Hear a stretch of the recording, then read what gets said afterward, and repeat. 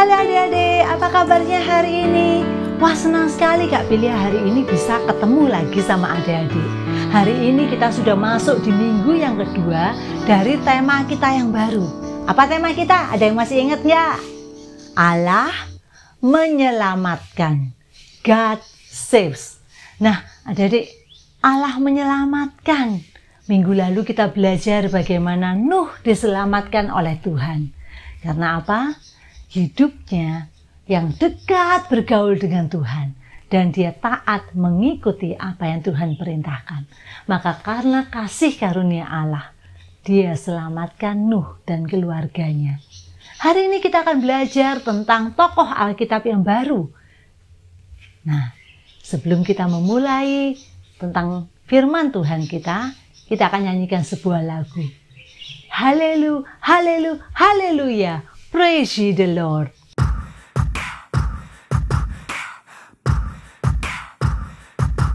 Hallelujah, hallelujah, hallelujah, hallelujah, praise ye the Lord. Hallelujah, hallelujah, hallelujah, hallelujah, praise ye the Lord. Praise ye the Lord, hallelujah, praise ye the Lord, hallelujah, praise ye the Lord, hallelujah, praise ye the Lord. Praise, what's that? It's a yippee-yahoo, way to go, God! Praise, what's that? It's a yippee-yahoo, way to go, God!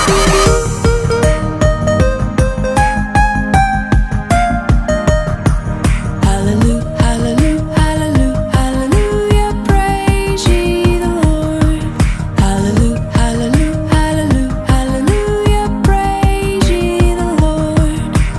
Praise ye the Lord, hallelujah, praise ye the Lord, hallelujah, praise ye the Lord, hallelujah, praise ye the Lord. Praise, what's that? It's a yippee-yahoo, way to go, God! Praise, what's that? It's a yippee-yahoo, way to go, God!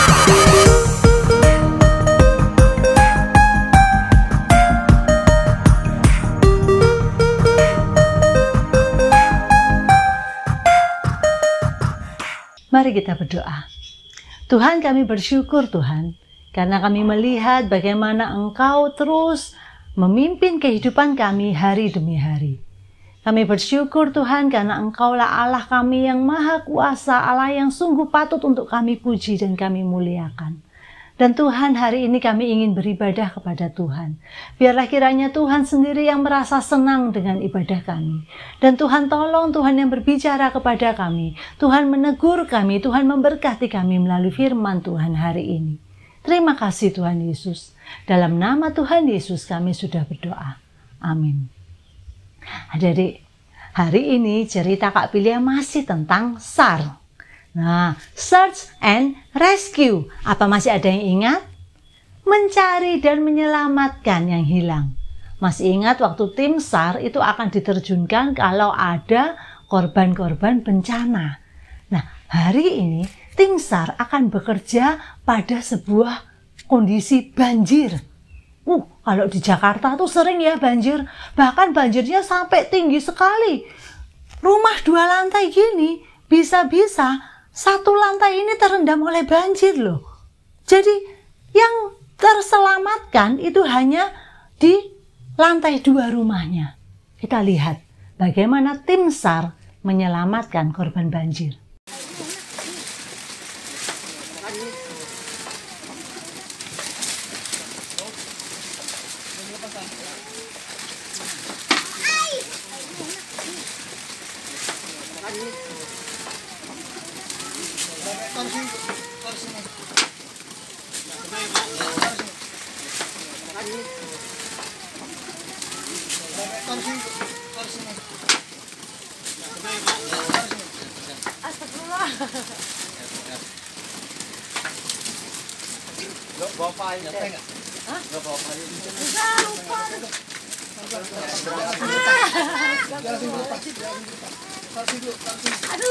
Tutup mukanya.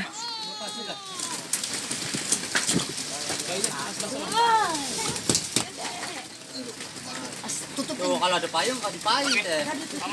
Payung depan aja. Adik-adik, kalau tadi kita lihat bagaimana tim SAR itu menyelamatkan seorang bayi dan ibunya dari musibah banjir yang ada di Jakarta. Wah, kita lihat betapa tim SAR itu rela ya. Mereka datang dengan naik perahu untuk selamatkan bayi yang masih kecil itu dengan ibunya. Adik-adik, di Alkitab ada juga sebuah kisah yang luar biasa juga tentang penyelamatan Allah kepada seorang ibu dengan anaknya. Coba kita lihat video berikut ini. God's story, Ruth. So part of God's story is about a woman named Ruth, and it begins like this. Ruth lived in a place called Moab and was married to a guy who was part of God's special family, the Israelites. A few years later, though, Ruth's husband died. Instead of returning to her family, which would have been expected, she stayed with Naomi, her husband's mom. Naomi tried to get Ruth to go back to her family in Moab, but Ruth wouldn't leave Naomi, no matter what. In fact, she wanted to go back to Israel with her. Ruth said, "Your people will be my people, and your God will be my God." So they both returned to Naomi's home in Bethlehem. Back then, though, it was hard for women to find work. Usually, they had to be taken care of by their husband or a dad. It's really hard to imagine that now, but Naomi and Ruth might not have even known how they'd survive. At first, to get food, Ruth went to the fields of a man named Boaz and followed his harvesters around. If they dropped anything, even just a piece of grain, she picked it up. This was called gleaning.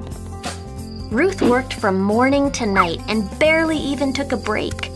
Boaz noticed. He told his workers to leave behind some extra grain for her to gather. When Naomi heard about this, she was overjoyed because Boaz was Naomi's relative and what's called a family redeemer. That meant that it was his responsibility to take care of his family. If anybody was going to rescue Ruth and Naomi, it was Boaz. Kids, we have a redeemer too. It's Jesus. He's the one who saves us. Anyway, this gave Naomi an idea. She told Ruth to put on her best clothes and perfume and then go to the place where Boaz was sleeping. Naomi said that once Boaz had gone to sleep, Ruth should lay down by his feet. Now, this may sound like a weird plan, but it was actually really brave. Ruth trusted Naomi and obeyed. When Boaz woke up, he was surprised. After all, someone was lying at his feet. That's not exactly a normal night. When Boaz asked who Ruth was, she said, "I am your servant. You are my family redeemer." Now Boaz understood. Ruth wanted Boaz to marry her so that she and Naomi would both be taken care of. Boaz agreed. This was a huge deal. Ruth wasn't an Israelite, but she wanted to follow God anyway. By marrying Boaz, she got to officially be part of God's family. In fact, Ruth's great-grandson was King David, and many, many years later, Jesus, the rescuer, was born into the same family line. Now, because of Jesus, we get to be a part of God's family too. Kisah hari ini adalah tentang Ruth. Ruth ini bukan orang Israel. Dia adalah orang dari bangsa Moab. Tapi kemudian dia menikah dengan anak dari ibu Naomi. Nah, tetapi kasihan sekali adik-adik. Karena ternyata anak ibu Naomi ada dua, ya, menantunya ada dua, yaitu Ruth dan Orpa. Tetapi akhirnya anak ibu Naomi dua-duanya meninggal. Tinggallah ibu Naomi dengan Ruth dan Orpa. Waktu itu ibu Naomi bilang, "Ruth dan Orpa, pulanglah ke bangsamu. Aku sudah sendiri, aku tidak punya anak lagi. Aku akan kembali ke Israel, kepada bangsaku." Akhirnya Orpa meninggalkan mereka. Tetapi Ruth, dia tidak mau berpisah dari ibu Naomi. Ruth, dia disuruh pulang, dia nggak mau. Bahkan dia bilang seperti ini, di dalam Ruth pasal 1 ayat yang ke-16. "Tetapi kata Ruth, janganlah desak aku meninggalkan engkau dan pulang dengan tidak mengikuti engkau. Sebab kemana engkau pergi, ke situ jugalah aku pergi. Dan di mana engkau bermalam, di situ jugalah aku bermalam. Bangsamulah bangsaku, dan Allahmulah Allahku. Your people will be my people. Your God will be my God. Luar biasa keputusan yang diambil oleh Ruth ini. Padahal dia harus pergi jauh meninggalkan keluarganya yang ada di Moab. Dia mau ikut Ibu Naomi. Your people will be my people. Your God will be my God. Allahmulah Allahku. Itu yang dikatakan oleh Ruth. Itu menjadi satu pernyataan iman Ruth yang penting. Itu menjadi satu kata-kata Ruth yang membuktikan bahwa dia memutuskan untuk menomorsatukan Tuhan Allah. Di antara keluarganya, dia tinggalkan semua. Dia tinggalkan bangsanya di Moab. Dia mau menomorsatukan Tuhan Allah dengan mengikuti Ibu Naomi. Allahmulah Allahku. Dia mengambil satu komitmen bahwa dia mau percaya pada Allah itu. Dia mau menomorsatukan Allah yang telah menyelamatkan itu. Nah, adik-adik, kemudian akhirnya Naomi dan Ruth, mereka berdua meninggalkan Moab dan mereka kembali ke Israel. Sampai di Israel, mereka tidak punya uang, tidak punya pekerjaan. Mereka adalah orang miskin. Dan kemudian Ruth bekerja di sebuah ladang milik Boaz. Dia bekerja apa? Dia memunguti ranting-ranting bulir-bulir gandum yang jatuh pada saat gandum itu setelah dipanen. Jadi gandum-gandum yang masih tersisa di lantai itu dia punguti satu-satu, dia kumpulkan. Ruth sangat rajin bekerja, sehingga Bapak Boaz memperhatikannya. Adik-adik, suatu hari Ibu Naomi mempunyai sebuah rencana. Dia bilang gini, Ruth, nanti malam kamu pakai baju yang bagus ya, kamu tidurlah di dekat kaki Bapak Boaz di gudang. Oke. Karena apa? Ternyata adik-adik mereka itu punya kebiasaan bahwa salah satu dari keluarganya itu harus menebus dia. Jadi maksudnya akan menolong dia. Bagaimana caranya? Bahwa keluarganya itu akan menikah dengan dia. Nah, selain Bapak Boaz, sebenarnya masih ada satu lagi keluarga yang lebih dekat dengan Ibu Naomi yang seharusnya menjadi penebus bagi mereka. Tapi dengan rencana Ibu Naomi, dengan hikmat dari Tuhan, pada akhirnya Boazlah yang menjadi penebus bagi mereka. Pada akhirnya, dengan pertolongan Tuhan, dengan rencana dan jalan keluar yang Tuhan berikan, Boaz menikahi Ruth. Wah, adik-adik, kesulitan Ruth, tragedi yang menimpa Ruth, kesedihannya yang selama ini sudah dialami, segala kesengsaraan penderitaannya, akhirnya semuanya itu diubah menjadi kebahagiaan.